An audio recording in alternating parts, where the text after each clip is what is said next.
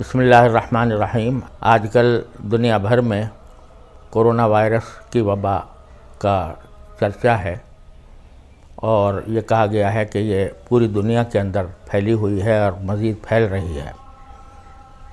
اس کو روکنے کے لیے اور اس سے بچنے کے لیے احتیاطی تدابیر اختیار کرنا بہت ضروری ہے، اور بعض حضرات یہ سمجھتے ہیں کہ یہ تدابیر اختیار کرنے میں توکل کے خلاف ورزی ہوتی ہے۔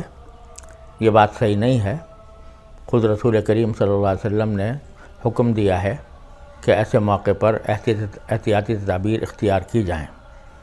رسول کریم صلی اللہ علیہ وسلم نے طاعون کے بارے میں یہ فرمایا تھا کہ جب کسی جگہ طاعون پھیلے تو باہر کے لوگ اندر نہ جائیں، اندر کے لوگ باہر نہ آئیں۔ اس قسم کی تدبیریں اختیار کرنا شریعت کا بھی عین تقاضا ہے۔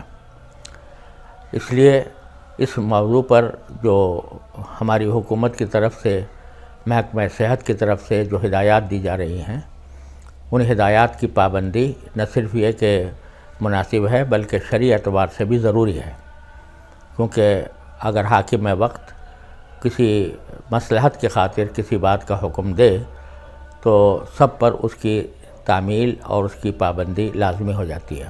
خاص طور سے جہاں پر بڑے اجتماعات ہوں ان کے اندر اس وائرس کے پھیلنے کا خطرہ زیادہ رہتا ہے، تو جو بڑے اجتماعات ہیں وہ یا تو منعقد نہ کیے جائیں، ان کو مؤخر کیا جائے۔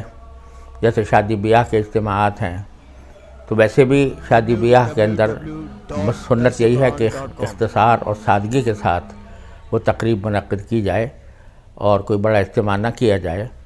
یہاں پر بھی ان حالات کے اندر شادی بیاہ کے اجتماعات بھی آدمی کو انتہائی یا تو مؤخر کیے جائیں یا بہت اختصار کے ساتھ ان کو کیا جائے۔ جمعہ اور جماعتوں کے اندر بھی اس بات کا خیال رکھا جائے کہ جو سنتیں ہیں وہ آدمی گھر میں پڑھ کر آئے، اور نماز کے بعد کی جو سنتیں ہوتی ہیں وہ بھی گھر میں جا کر پڑھے، مسجد میں نہ پڑھے، کیونکہ ویسے بھی گھر کے اندر سنتیں پڑھنے کا ثواب زیادہ ہے، زیادہ وہ افضل ہیں۔ اور دوسرے یہ کہ وضو بھی گھر سے کر کے آئیں، اور ائمہ حضرات بھی نماز جمعہ میں بھی اور دوسری نمازوں میں بھی اختصار سے کام لیں، چونکہ ضرورت کے وقت میں مختصر قرأت ہی بہتر ہے۔ اسی طرح جو ہدایات محکمہ صحت کی طرف سے دی گئی ہیں کہ اگر وبا زیادہ پھیل جائے تو مصافحہ کرنے سے بھی پرہیز کریں، تو اگر یہ ہدایت آتی ہے تو اس پر بھی عمل کرنا چاہیے۔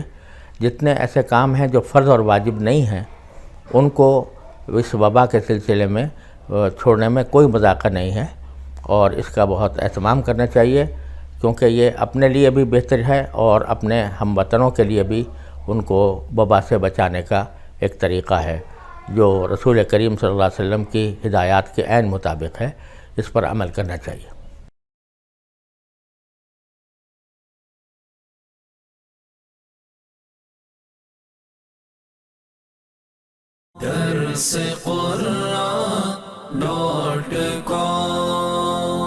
www.darsequran.com